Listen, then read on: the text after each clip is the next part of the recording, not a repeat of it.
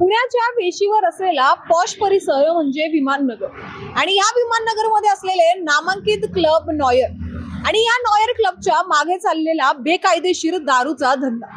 आता 27 डिसेंबर 2025 रोजी पुण्याच्या एक्साइज डिपार्टमेंटने या नॉयर क्लबवर अचानक धाड मारली आणि या धाड मारल्यानंतर आपल्या समोर आलेले आहे की या क्लबमध्ये बेकायदेशीर विदेशी दारू विकल्या जात होत्या। म्हणजे जवळपास जेव्हा ही धाड मारली त्यानंतर 178 जे बॉटल आहेत विदेशी दारूच्या या तिथं या सगळ्या दारू बॉटलचा साठा मिळालेला आहे आणि याच बरोबर 42 तरुण तिथं या म्हणजे दारू पीत होते।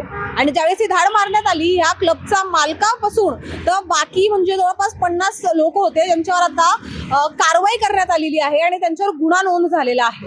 आता ही जी घटना आहे किंवा ही जी धाड किंवा ही रेड मारण्यात आलेली आहे ही सध्या आता न्यू इयर पार्टीच्या पार्श्वभूमीवर झालेली आहे। म्हणजे आता आपण पाहिलंय की असे बेकायदेशीर धंदे जे आहेत किंवा असे क्लब्सचे जे नामांकित नावं आहेत हे सातत्याने आपल्या समोर येत राहतात आणि त्यातलीच एक अचीवमेंट म्हणून आपण म्हणू एक्साइज डिपार्टमेंटची सध्या या पार्टीच्या पार्श्वभूमीवर सध्या आपल्या सगळ्यांसमोर आलेली आहे।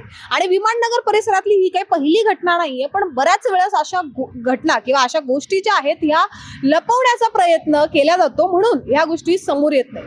त्यातच आता ह्या नॉयर क्लब बद्दल आता काल म्हणजे रेड मारल्यानंतर सगळीकडे ही बातमी चाललेली आहे आणि आता याच्यावर दंडात्मक कारवाई ही होणारच। पण आता अशा या घटनेवर किंवा अशी जर घटना तुमच्या जवळपासही होत असेल तर आम्हाला कमेंटच्या माध्यमातून सांगायला विसरू नका आणि पाहत राहा न्यूज डॉट्स। मी मृदुला नारळ।